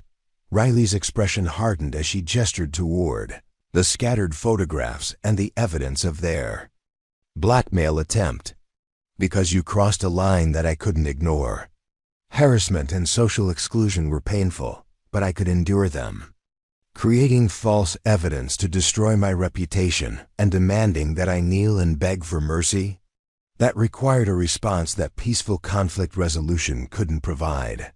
The laboratory fell silent as Madison's group processed the implications of Riley's explanation. They had pushed their victim beyond her tolerance for passive resistance, triggering a defensive response that demonstrated capabilities they were completely unprepared to handle. Their systematic campaign of harassment had ultimately created the very confrontation they were least equipped to win. Jessica looked down at her phone, which was still lying on the floor where she had dropped it during Riley's demonstration of control. "What do you want us to do?" she asked quietly, her earlier aggression completely replaced by resigned acceptance of whatever consequences Riley chose to impose. Riley's smile was cold, but not entirely without compassion, reflecting her understanding that Madison's group had been trapped by their own arrogance and lack of empathy into a situation that could only end in their complete submission or her decisive victory. "We're going to have a very detailed conversation about how things are going to change at this school," she replied. "And you're going to discover what it feels like to be on the receiving end of demands you can't refuse." Riley moved with deliberate precision as she gathered the scattered photographs from the laboratory floor, examining each manipulated image with the clinical detachment of someone cataloging evidence for future use. The sophisticated digital alterations represented hours of malicious work, but they would now serve as proof of Madison's group's criminal conspiracy rather than weapons for destroying Riley's reputation. "Sit down," Riley instructed, gesturing toward the laboratory stools arranged around the central workbench. Her tone carried the quiet authority of someone who had discovered they possessed absolute control over the situation, making it clear that compliance was not optional. "All three of you. We're going to have a comprehensive discussion about how your behavior is going to change." Madison, Jessica, and Sophia exchanged uncertain glances before reluctantly taking seats on the designated stools. Their usual confident postures had been replaced by the defensive body language of individuals who understood they were completely at someone else's mercy. The laboratory suddenly felt like an interrogation room where Riley held all the leverage, and they were forced to wait for whatever judgment she chose to impose. Riley positioned herself strategically near the door, simultaneously blocking their primary escape route while maintaining optimal distance for observing their reactions and responding to any potential threats. Her stance was relaxed but ready, reflecting years of training that had taught her to remain prepared for violence while projecting calm control over volatile situations. "Let's start with the obvious," Riley began, arranging the false photographs in a neat row on the workbench where all three girls could see them clearly. These images constitute evidence of conspiracy to commit harassment, defamation, and attempted extortion. Creating false evidence to blackmail another student is a felony in this state, punishable by significant jail time and permanent criminal records. Sophia's face had gone ashen as the legal implications of their actions became clear. "We never meant for it to go that far," she whispered, her characteristic artificial sweetness replaced by genuine terror. "We were just trying to scare you into being more social. We never actually planned to distribute those pictures to anyone else." Rayleigh's laugh was soft but completely devoid of sympathy. "Your intentions are irrelevant. The law doesn't distinguish between threats you planned to carry out and threats you made to manipulate someone's behavior. The moment you showed me these photographs and demanded that I kneel and beg, you committed multiple felonies that could destroy your futures completely." Jessica cradled her arm protectively, the lingering pain serving as a constant reminder of Riley's physical capabilities. "What do you want from us?" she asked quietly, her earlier aggression replaced by resigned acceptance of whatever consequences Riley chose to impose. "We'll do whatever you say. Just please don't involve the police or our parents." Riley studied each of their faces carefully, noting the genuine fear and desperation that had replaced their former arrogance. The transformation was complete and irreversible.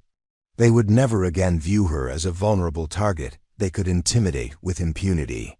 However, her response would determine whether this confrontation led to genuine change or merely created new forms of underground resentment. "Here's what's going to happen," Riley announced, her voice carrying the finality of someone delivering a non-negotiable ultimatum. "First, you're going to delete every piece of false evidence you've created about me from every device and platform you've used.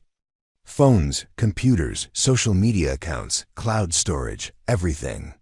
And you're going to do it while I watch to ensure nothing is hidden or saved elsewhere." Madison nodded frantically, pulling out her expensive smartphone with trembling fingers. "Yes, absolutely. We'll delete everything right now. You don't have to worry about any of those pictures ever being seen by anyone else." Her compliance was immediate and complete, demonstrating how thoroughly her position had been reversed. "Second," Riley continued, "you're going to contact every student you've spread rumors about me to, and you're going to personally retract those statements. You'll explain that you were mistaken about my family situation, my academic qualifications, and my character. You'll make it clear that you were engaging in harassment rather than sharing factual information." Sophia looked up from her own phone, where she was already in the process of locating and deleting compromising files. "That's going to be a lot of people," she said quietly. "We might have mentioned things to most of our friend groups and several other social circles. It could take weeks to contact everyone personally." Riley's expression remained implacably stern. "Then you'd better start immediately and work efficiently. Consider it a penance for months of systematic character assassination. Every false statement you made will be retracted personally, regardless of how long the process takes or how embarrassing it becomes for you." Jessica had begun scrolling through her phone's photo gallery, deleting images with mechanical precision while trying to avoid making eye contact with Riley. "What about our own reputations?" she asked hesitantly. "If we go around admitting that we've been lying about you for months, people are going to think we're terrible people." "You are terrible people," Riley replied bluntly, her tone carrying no trace of sympathy for their predicament. "You've spent months systematically destroying another student's reputation and mental health for your own entertainment. The fact that you're worried about social consequences for telling the truth demonstrates exactly why this punishment is necessary." Madison had successfully deleted several folders of manipulated images and was now working through her social media accounts, removing posts and comments that contained false information about Riley. "Is this enough?" she asked desperately. "Can we move past this if we do everything you're asking? We promise we'll never bother you again." Riley shook her head slowly, her expression indicating that their punishment was far from complete. "We're just getting started. Your harassment campaign against me was part of a larger pattern of behavior that has affected multiple students over several years. This isn't just about making amends for what you've done to me. It's about ensuring you never target another vulnerable student again. The implication that their reformation would extend beyond their treatment of Riley clearly terrified Madison's group, who had built their entire social identity around their ability to intimidate and control other students. The prospect of abandoning their established roles as social predators represented a fundamental challenge to their understanding of their place within the school's hierarchy. Third, Riley continued, you're going to identify every student you've harassed during your time at Riverside Prep, and you're going to make personal apologies to each of them.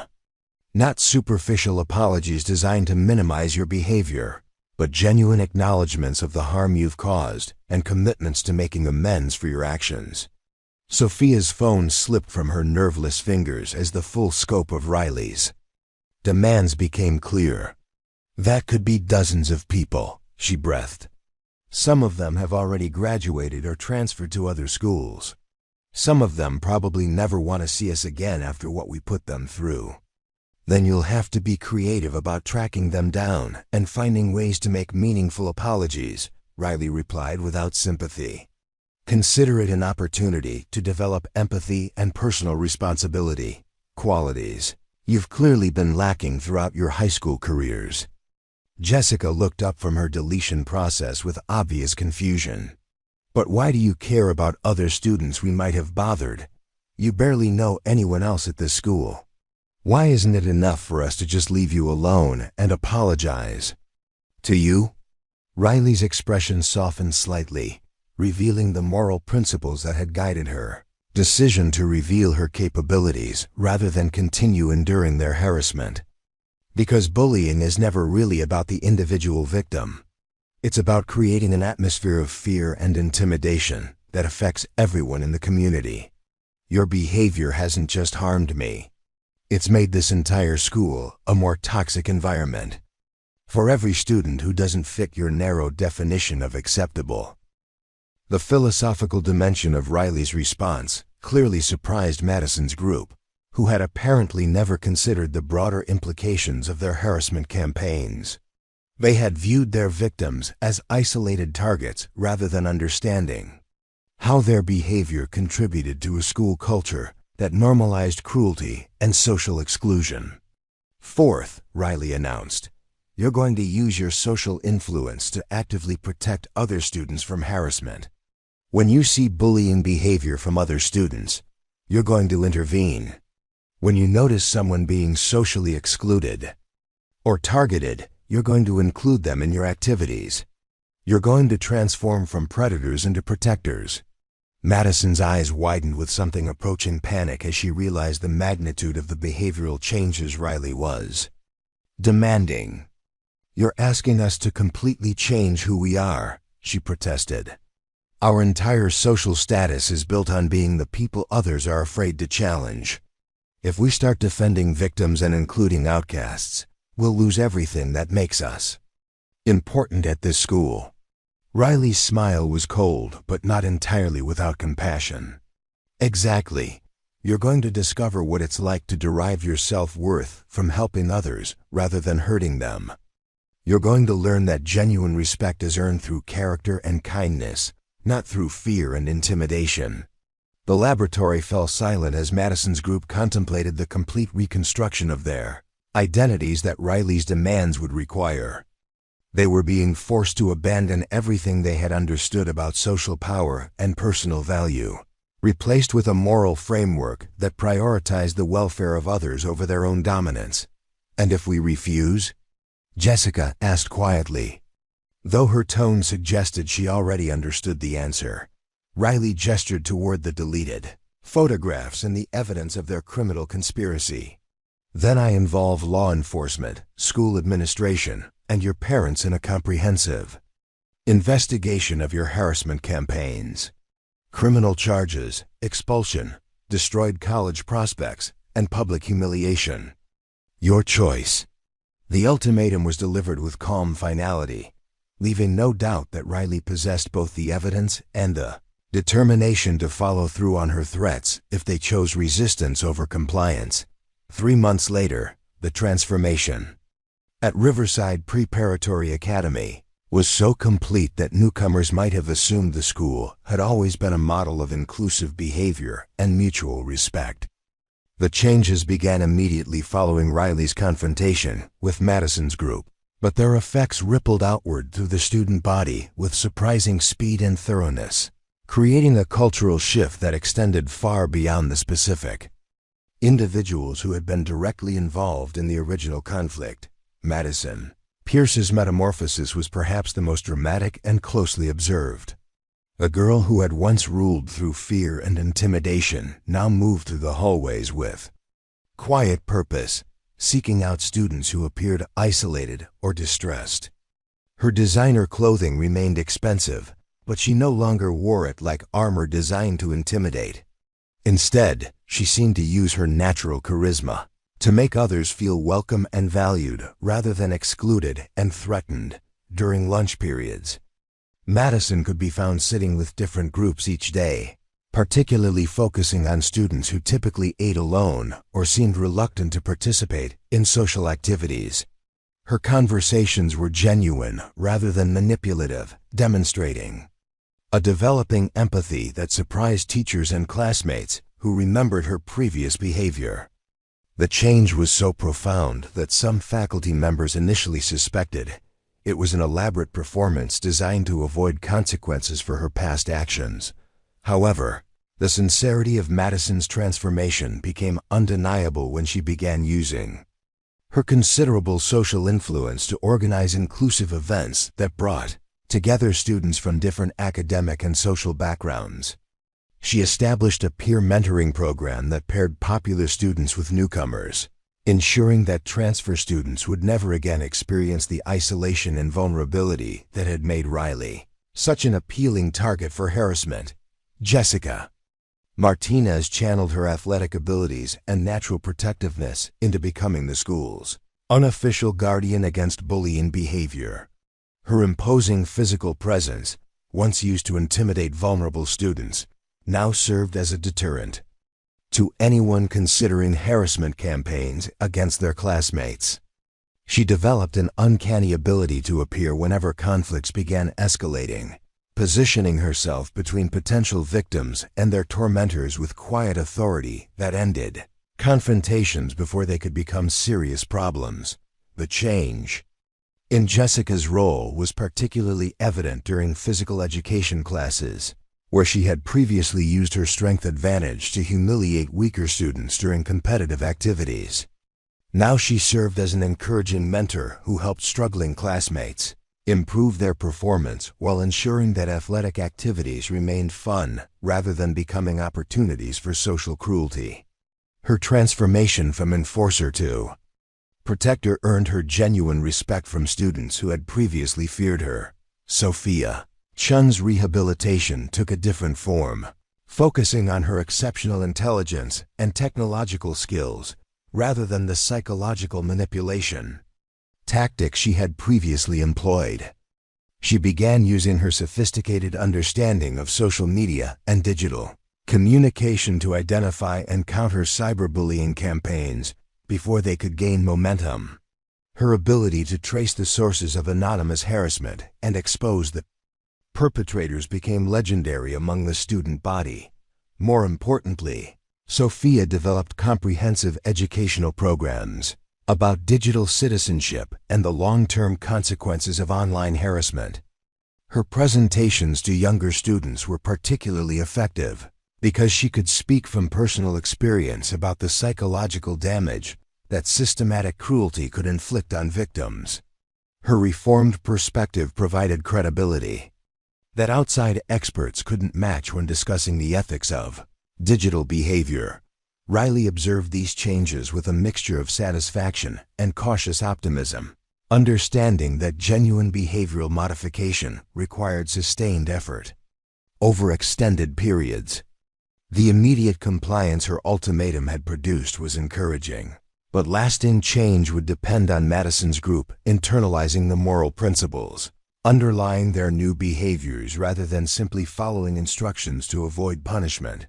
Her own position at Riverside Prep had evolved significantly as well.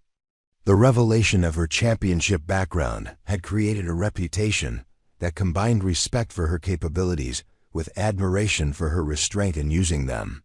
Students who might have remained distant due to fear instead approached her with curiosity about her martial arts training and requests for self-defense instruction. Riley found herself reluctantly accepting the role of informal mentor to students who had experienced bullying from other sources. Her combination of proven effectiveness in confronting harassment and demonstrated commitment to proportional responses made her a trusted advisor for classmates facing their own social challenges. However, she was careful to emphasize peaceful conflict resolution strategies before considering more direct interventions. The academic atmosphere at Riverside Prep improved dramatically as students who had previously been afraid to participate in class discussions began contributing more actively to their educational experience. Teachers noticed increased engagement and collaboration among students who had formerly been isolated by the social hierarchies that Madison's group had enforced. The elimination of systematic harassment created space for intellectual curiosity and academic excellence to flourish. Marcus Webb emerged as one of the most vocal advocates for the cultural changes that had transformed the school environment.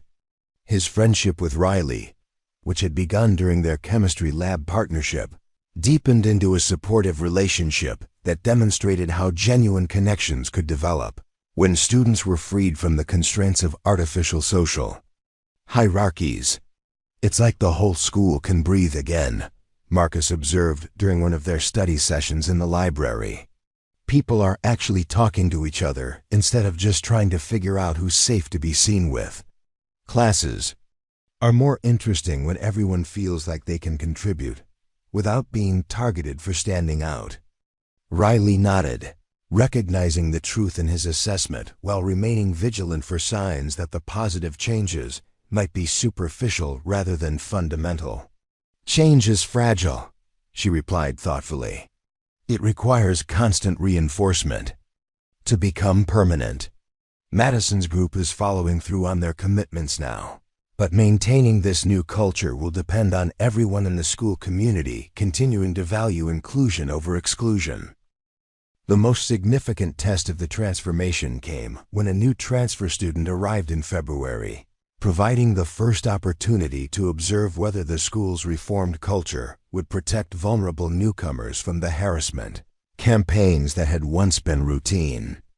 Emma Rodriguez was a shy sophomore from a working class family whose obvious financial disadvantages and social awkwardness would have made her an ideal target under the previous social system. Instead of becoming a victim, Emma found herself immediately embraced by Madison's reformed social circle and protected by Jessica's vigilant monitoring of potential threats. Sophia provided technical assistance with Emma's social media presence, helping her avoid the digital pitfalls that could have been exploited by less reformed students. The comprehensive support system that surrounded Emma demonstrated how thoroughly the school's approach to new students had been revolutionized. Riley watched Emma's smooth integration with quiet pride, understanding that this success represented validation of her decision to confront Madison's group rather than continue enduring their harassment.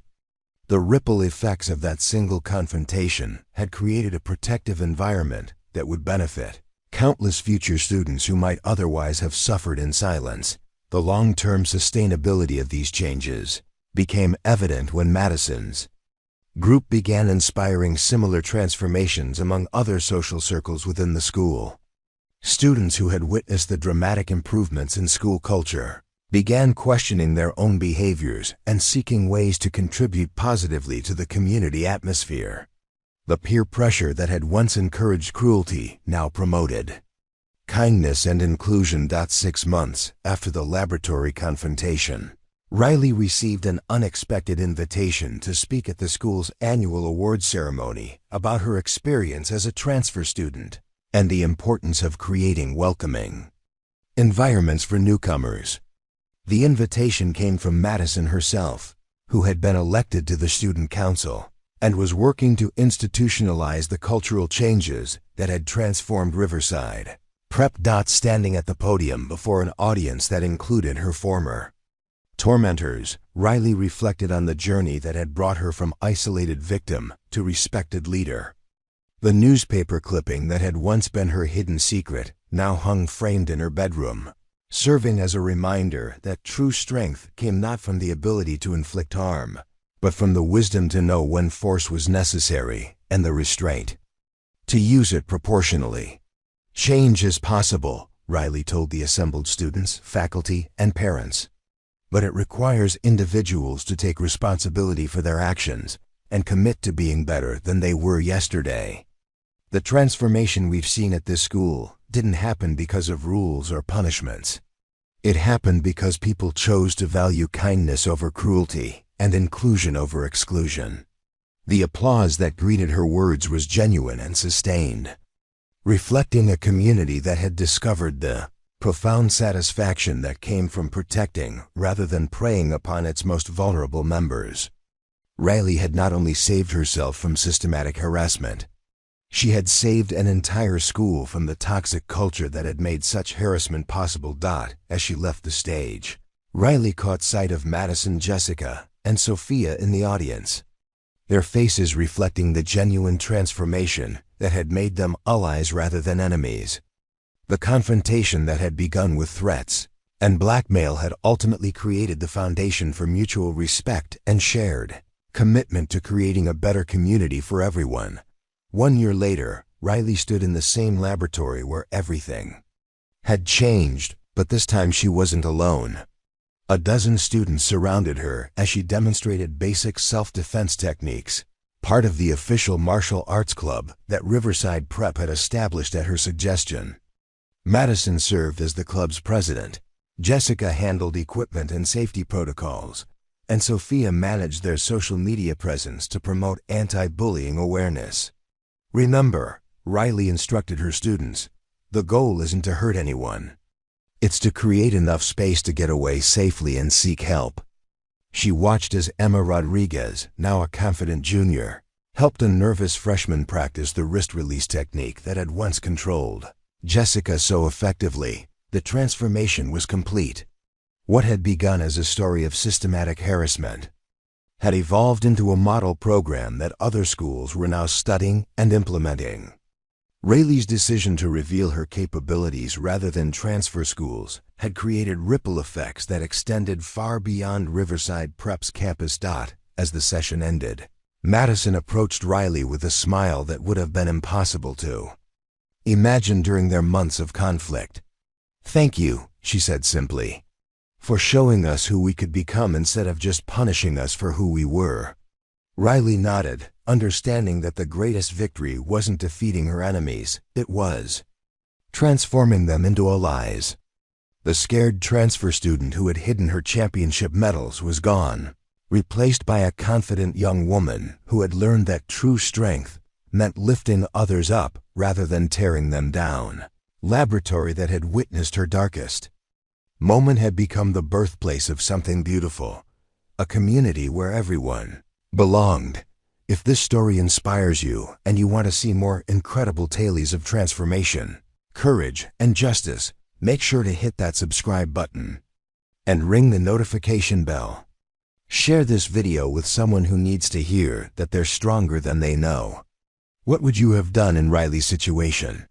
Let us know in the comments below. And remember, sometimes the quiet ones are the ones you should never underestimate.